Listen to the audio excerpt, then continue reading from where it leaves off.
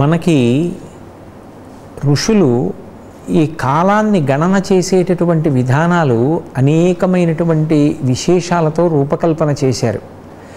మనం ఆంధ్రదేశంలో చాంద్రమానాన్ని పాటిస్తూ ఉంటాం, తమిళ దేశంలో సౌరమానాన్ని పాటిస్తారు. ఈ రెండూ కాకుండా బార్హస్పత్యమానము అని కాశీ మొదలైనటువంటి పట్టణాల్లో పాటించేటటువంటి విధానం ఇంకొకటి ఉంది. ప్రధానంగా ఆంధ్రప్రదేశ్, కర్ణాటక, మహారాష్ట్ర ఇటువంటి రాష్ట్రాలలో పాటించేటటువంటి విధానం చాంద్రమానం. అంటే చంద్రుడి యొక్క గమనాన్ని బట్టి కాలాన్ని లెక్క పెడతారు.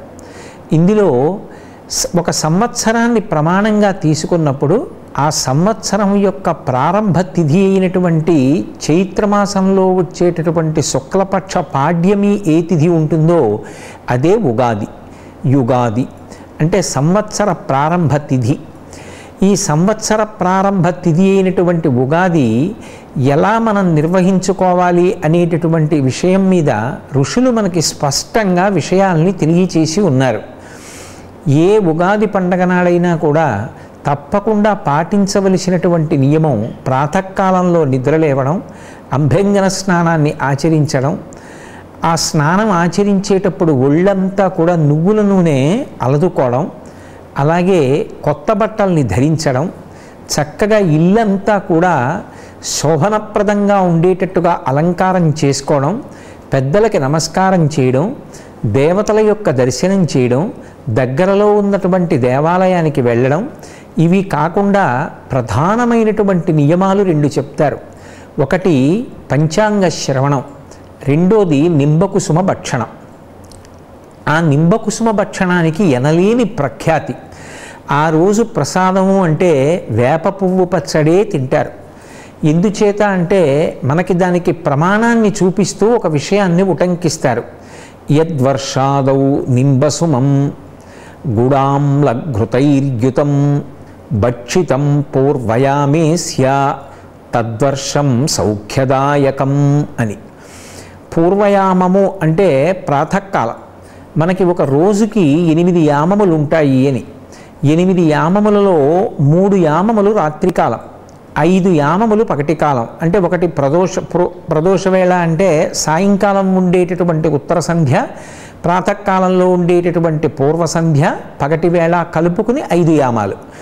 త్రియామాం వామంతే సృజతిరజనీ నాయకతయా అంటారు శంకర భగవత్పాదులు సౌందర్యలహరిలో. ఒక యామానికి 3 గంటలు, 8 యామాలకి 8 3 24 గంటలు. భక్షితం పూర్వయామేస్య అంటే సూర్యోదయాత్ పూర్వమే స్నానాదులు పూర్తి చేసి నిత్యకర్మని పూర్తి చేసుకుని సంధ్యావందనాది కార్యక్రమాల్ని, సంధ్యావందనాధికారం లేనటువంటి వాళ్ళు సూర్య నమస్కారాన్ని పూర్తి చేసి ఇంట్లో ఉండేటటువంటి గృహదేవతల్ని ఆరాధించి వారికి నివేదన చేసినటువంటి ఒక ప్రత్యేక ప్రసాదాన్ని స్వీకరిస్తారు. ఏమి ఆ ప్రసాదము అంటే యద్వర్షాదౌ నింబసుమం గుడాంలఘృతైర్యుతం అన్నారు. నింబసుమం అంటే వేప పువ్వు. ఎందుకు వేప పువ్వుకి అంత గొప్పతనం వచ్చింది అంటే నింబ అన్న మాటని సంస్కృతంలో అమరకోశం వ్యాఖ్యానం చేస్తూ ఏ చెట్టు ఆరోగ్యప్రదాయిని అయి ఉంటుందో ఆ చెట్టుకే నింబవృక్షము అని పేరు. నింబ అన్న పేరు సంస్కృతంలో ఎందుకు వచ్చింది అంటే అది అనారోగ్యానికి విరుగుడు. కుష్ఠ మొదలైనటువంటి రోగాలకి కూడా శత్రుత్వంతో నిలబడి పోగొట్టగలిగినటువంటి ఔషధీయుతమైనటువంటి గాలి కలిగినటువంటి చెట్టు వేప చెట్టు. అందుచేతనే ఎక్కడెక్కడ అంత దివ్యమైన విభూతులు ఉంటాయో అటువంటి విభూతుల్ని పరమేశ్వరుడు యొక్క అనుగ్రహ శక్తిగా భావించడం ఈ దేశం యొక్క ధార్మికమైనటువంటి లక్షణం. అందుకే మనం వేప చెట్టుని ఆరాధన చేస్తాము అంటే, వేప చెట్టుని అమ్మవారిగా చూస్తాము అంటే కారణమేమి అంటే దాని యందు అంత దివ్యశక్తి ఇమిడి ఉంది. అటువంటి వేప చెట్టు వసంత ఋతువు యొక్క ప్రారంభ కాలంలో చైత్రమాసం ప్రారంభం అవుతోంది అంటే పుష్పిస్తుంది. అమ్మవారు ప్రకృతి రూపిణి. ప్రకృతిలో ఏ ఏ కాలమునందు ఏ ఏ ఉపద్రవములు సంభవిస్తాయో, శరీరమునందు ఎటువంటి అనారోగ్యం పొటమరిస్తుందో దానికి విరుగుడైనటువంటి పదార్థాలని కూడా ఆ పరదేవతయే మళ్ళీ ప్రకృతిలో అనుగ్రహిస్తూ ఉంటుంది. ఈ వసంత ఋతువు ప్రవేశించింది అనేటప్పటికీ అనారోగ్యం పొటమరించేటటువంటి అవకాశం బాగా ఉంటుంది. అందుకే వసంత ఋతువుని యమధర్మరాజు గారి యొక్క ఒక దంష్ట్రతో పోలుస్తారు. అటువంటి వసంత ఋతువు ప్రవేశిస్తోంది అంటే రక్త సంబంధమైనటువంటి వ్యాధులు ప్రబలుతాయి. అలా ప్రబలకుండా ఉండాలి అంటే ప్రకృతిలో అమ్మవారే ఇచ్చినటువంటి అద్భుతమైనటువంటి వరప్రసాదం ఆ నింబ పుష్పం. అందుకే ఆ నింబ చెట్టు అనేటప్పటికీ మనకి గుర్తొచ్చేది ఏమిటి అంటే అనేకమైనటువంటి అసలు లెక్క పెట్టడానికి వీలు లేని కాకులకు ఆశ్రయమై ఉంటుంది వేప చెట్టు. అటువంటి వేప చెట్టు చైత్రమాస శుక్లపక్ష పాడ్యమి వచ్చేటప్పటికి పువ్వు పూస్తుంది. ఆ పువ్వుతో కూడుకున్నటువంటి పచ్చడిని ఈశ్వరుడికి నివేదన చేసి దాన్నే ప్రసాదంగా స్వీకరిస్తారు. అందుకే యద్వర్షాదౌ నింబసుమం గుడామ్లఘృతైర్యుతం, దానిలో ఇంకొక 3 పదార్థములను కలపాలి అని. గుడా అంటే బెల్లం. బెల్లానికి ఒక ఓషధీతత్వంతో కూడుకున్నటువంటి శక్తి ఉంది. బెల్లం రక్షకత్వాన్ని వహిస్తుంది అని. శరీర ఆరోగ్యాన్ని రక్షించడంలో బెల్లానిది చాలా గొప్ప పాత్ర. అందుకే భగవంతుడికి నివేదన చేసేటటువంటి ఏ ప్రసాదమైనా సరే బెల్లంతో చేస్తారు తప్ప పంచదారతో చెయ్యరు. పంచదారకి కరిగిపోయేటటువంటి లక్షణం ఉంటుంది, తెల్లగా ఉంటుంది. మట్టితో దగ్గర సంబంధం ఉండి ఆరోగ్యాన్ని రక్షించగలిగినటువంటి శక్తి కలిగినటువంటి పదార్థం బెల్లము అని వర్ణింపబడుతుంది. అందుకే అటువంటి బెల్లాన్ని ఈ వేప పువ్వుతో కలుపుతారు. కలిపి ఈ రెండిటిని ఆమ్ల రసమునందు ముంచుతారు. ఆమ్ల రసము అంటే చింతపండుతో కూడుకున్నటువంటి లేదా చింతపండు నానపెట్టి పిసికినప్పుడు వచ్చినటువంటి రసం. చింతపండు అజీర్ణాన్ని తొలగించి జీర్ణశక్తిని పెంపొందింపచేస్తుంది అని. జీర్ణశక్తి పెరగాలి అంటే చింతపండు అత్యంత అవసరం. ఆ జీర్ణశక్తి మీదనే ఆరోగ్యం అంతా ఆధారపడి ఉంటుంది. అందుకే ఆ చింతపండు రసాన్ని తయారు చేసి అందులో ఈ వేప పువ్వుని బెల్లాన్ని కలుపుతారు. ఏ పదార్థమైనా సరే ఈశ్వరుడు స్వీకరించడానికి కావలసినటువంటి యోగ్యతని సంతరించుకోవాలన్నా, అది ఈశ్వర ప్రసాదంగా పుచ్చుకోవడానికి కావలసినటువంటి అర్హతని సంపాదించుకోవాలన్నా దానిలోకి ఆవు నెయ్యి కలవాలి. అందుకే ఆ ఘృతము అంటే ఆవు నీతిని కలుపుతారు. ఇప్పుడు ఈ వేప పువ్వు, బెల్లం ముక్క, చింతపండు పులుసు, ఆవు నెయ్యి ఈ 4 కలిపినటువంటి పదార్థాన్ని ఉగాది నాడు పూర్వయామమునందు భగవంతుడికి నివేదన చేసి దాన్ని ప్రసాదంగా పుచ్చుకుంటారు. ఋషులు చెప్పినటువంటి విధానంతో ఎవరు ఆచరణ చేస్తారో దానికే శ్రద్ధ అని పేరు. సా శ్రద్ధ కదితా సిద్ధి యయా వస్తు ఉపలభ్యతే. ఆ శ్రద్ధతో కార్యాన్ని ఎవడు ఆచరిస్తాడో వాడు సమస్తమైన ఫలితాన్ని పొందుతాడు. నాకు అనారోగ్యంతో ఉండి వైద్యుడి దగ్గరికి వెళ్ళాననుకోండి, నా అనారోగ్యం ఏమిటో వైద్యుడికి చెప్పాలంతే. వైద్యుడు ఆ అనారోగ్యం పోవడానికి ఏదో ఒక ఔషధాన్ని ఇస్తారు. నా లోపల ఏ సూక్ష్మక్రిములు ఉన్నాయి, ఔషధంలో ఏ రసాయనం ఉంది, అది లోపలికి వెడితే సూక్ష్మక్రిముల్ని ఎలా చంపుతుంది, ఇవన్నీ వైద్యుడు నాకు చెప్పక్కర్లేదు. వైద్యుడి మీద విశ్వాసంతో నేను ఔషధాన్ని తగిన మోతాదులో సేవిస్తే చాలు, రోగం నయమవుతుంది. అలాగే కాలాన్ని గణన చెయ్యగలిగినటువంటి ఋషుల యొక్క వైభవాన్ని దృష్టిలో ఉంచుకొని ఋషులు చెప్పినట్లుగా ఆచరణ చేసిన వారెవరుంటారో అటువంటి వారందరికీ కూడా ఆ వర్షము అంటే సంవత్సరం అంతా కూడా సౌఖ్యదాయకం, శాంతిని సౌఖ్యాన్ని ఇస్తుంది.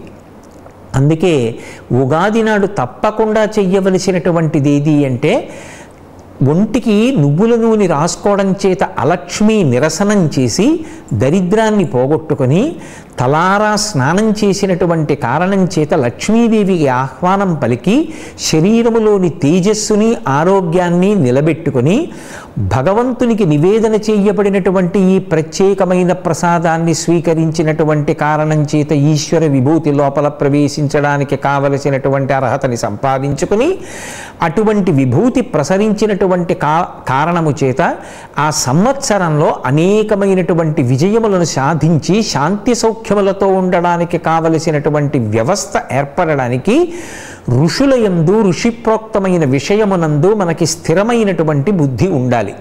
ఇక రెండవది పంచాంగ శ్రవణం. పంచాంగము అంటే 5 అంగములతో కూడుకుని ఉన్నది అని పేరు. ఏమిటి 5 అంటే తిథి, వారము, నక్షత్రము, యోగము, కరణము అని 5టితో ఉంటుంది. అందుకని పంచాంగము అని పిలుస్తారు. ఈ పంచాంగంలో మొట్టమొదటిది తిథి. తిథి అంటే సూర్యోదయానికి ఏ తిథి ఉన్నదో ఆ తిథినే మరునాటి సూర్యోదయం వరకు చెప్తారు. ఏదైనా ప్రత్యేకమైనటువంటి వ్రతాదులను చేస్తున్నప్పుడు ఒకవేళ ఏ సాయంకాలమో వ్రతం చేస్తుంటే సూర్యోదయానికి ఉన్న తిథి ఏ కారణం చేతనైనా మధ్యాహ్నానికే వెళ్ళిపోయి ఇంకొక తిథి వచ్చేస్తే తదుపరి అని చెప్పి రెండవ తిథిని చెప్తారు. సాధారణంగా సూర్యోదయానికి ఏ తిథి ఉందో అదే మరునాడు సూర్యోదయం వరకు చెప్తాం. పితృకార్యం చేయవలసి వస్తే మధ్యాహ్నానికి తిథి ఉండాలి. ఏ తిథి నాడు తల్లిదండ్రులు శరీరం విడిచిపెట్టారో ఆ తిథి మధ్యాహ్న కాలమునందు కూడా ఉండేటట్టుగా చూసుకోవాలి. తిథికి ఎనలేని ప్రాధాన్యత ఉంటుంది. ఒక్కొక్క తిథికి ఒక్కొక్క అధిదేవత ఉంటారు.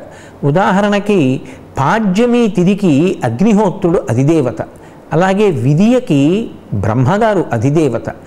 అలా చూసుకుంటూ వెడితే దశమి తిథికి వాయుదేవుడు అధిపతి, అలాగే ఏకాదశికి పార్వతీదేవి, ద్వాదశికి పితృదేవతలు, త్రయోదశికి కుబేరుడు, చతుర్దశికి శంకరుడు, అమావాస్యకి పితరులు.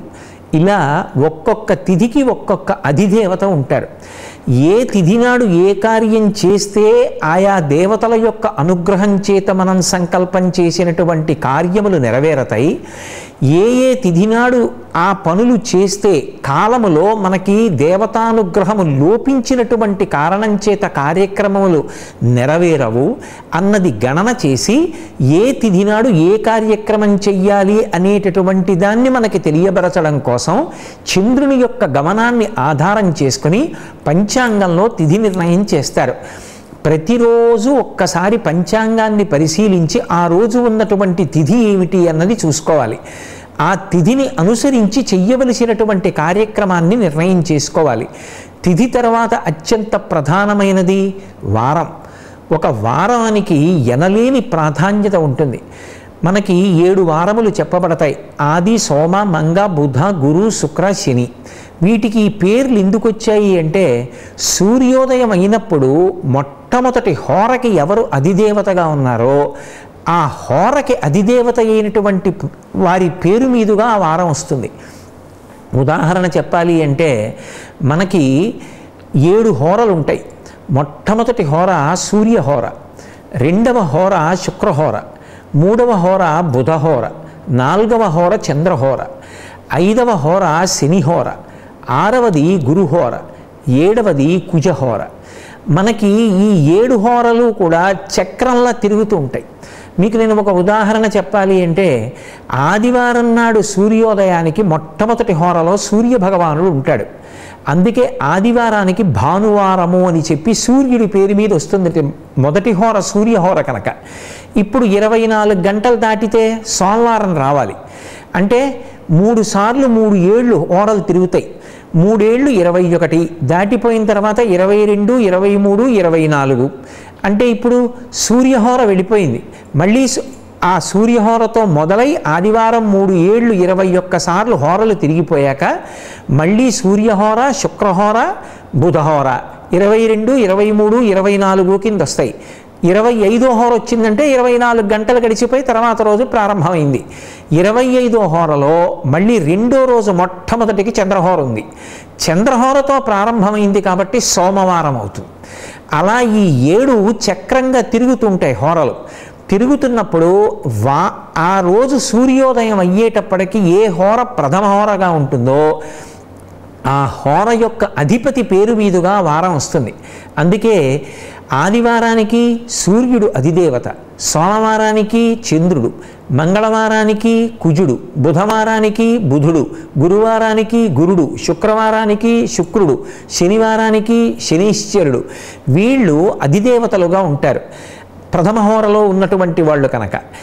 ఆ హోరని ఆ వారాన్ని చూసుకున్నప్పుడు ఏ వారం నాడు ఏ కార్యక్రమాన్ని ప్రారంభం చేస్తే ఆ అధిదేవతల యొక్క అనుగ్రహం చేత అది కలిసి వస్తుందో కాల గణనమును లెక్క పెట్టినటువంటి ఋషులు మనకి నిర్దేశిస్తారు.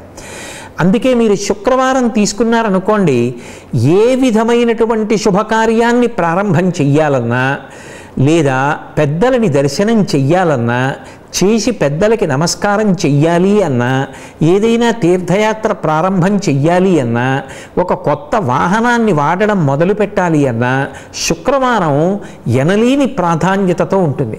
అలాగే మంగళవారం కుజహోరతో ప్రారంభం అవుతుంది. కుజహోరతో ప్రారంభమైనటువంటి రోజు శత్రుపీడని అధికంగా ఇస్తుంది. అందుకే మంగళవారం కుజహోర ఉండగా ఏ కార్యక్రమాన్ని ప్రారంభం చెయ్యరు.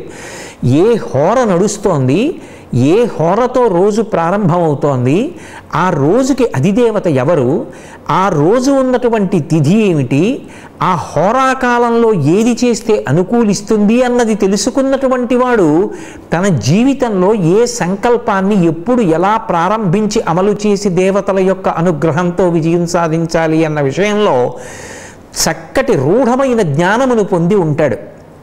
దాని వలన తన సంకల్పానికి ఈశ్వరుడి యొక్క అనుగ్రహాన్ని తోడు చేసుకుని రెండిటినీ కలుపుకున్నటువంటి కారణం చేత ఈశ్వరానుగ్రహంతో కార్యాల్ని సాధించుకోగలుగుతాడు.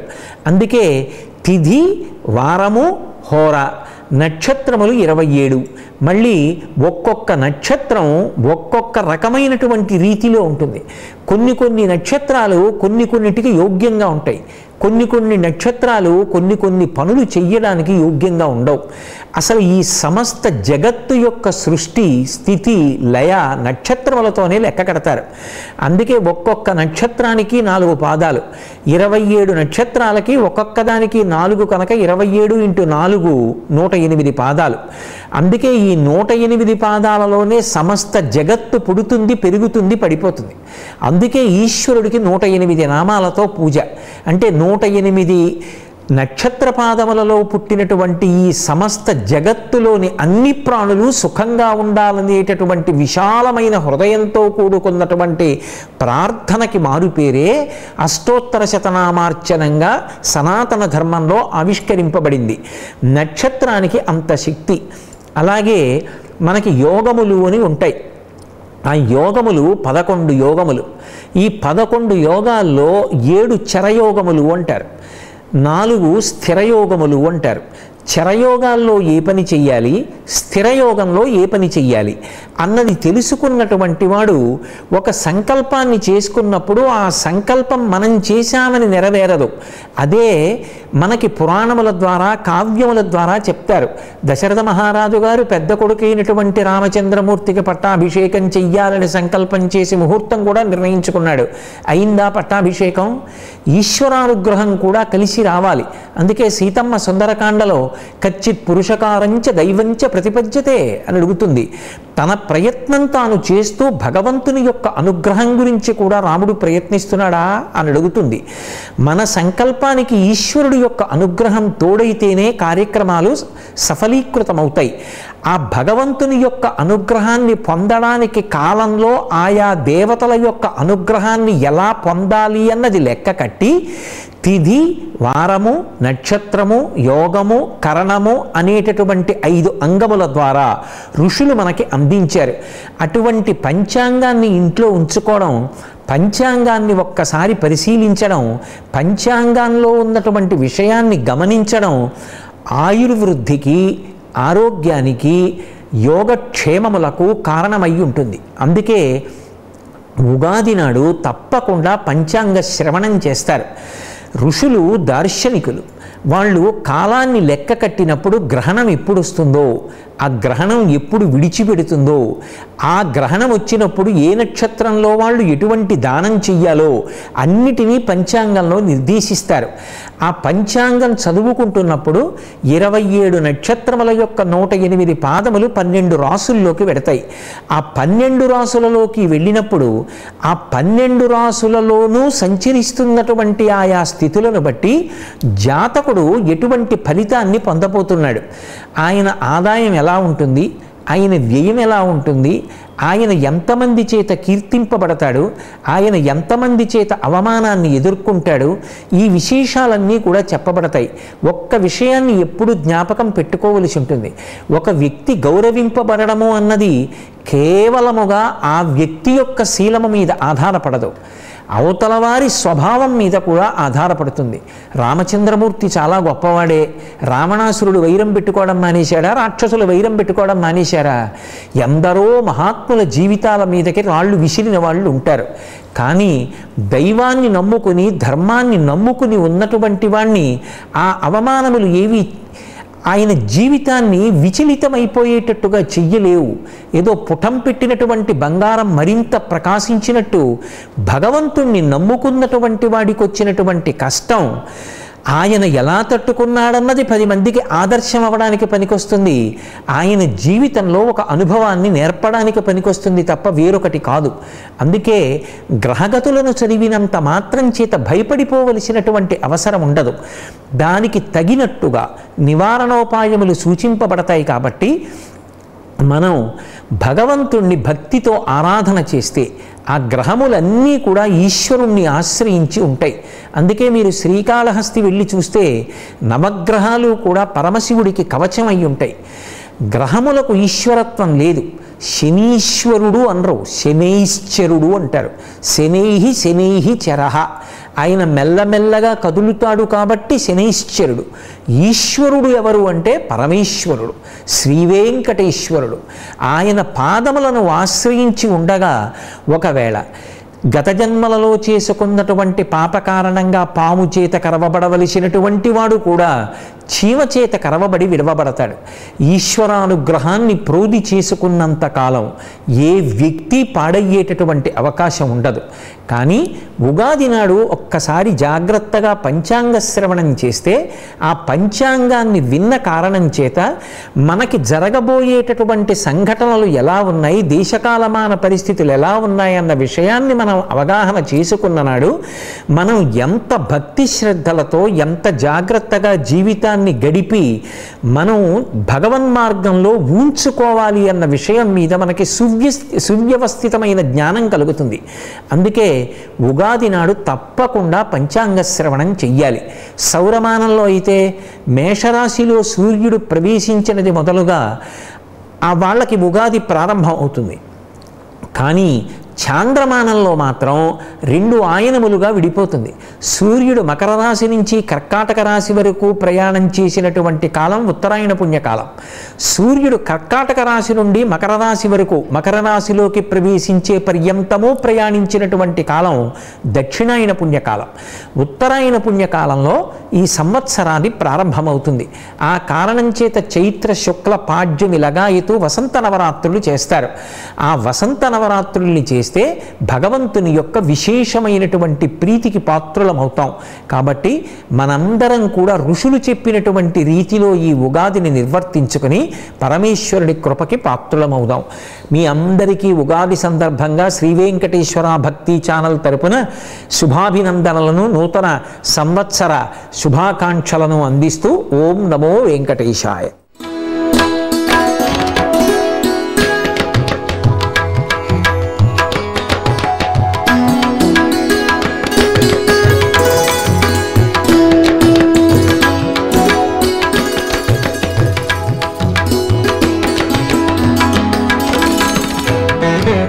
Thank you.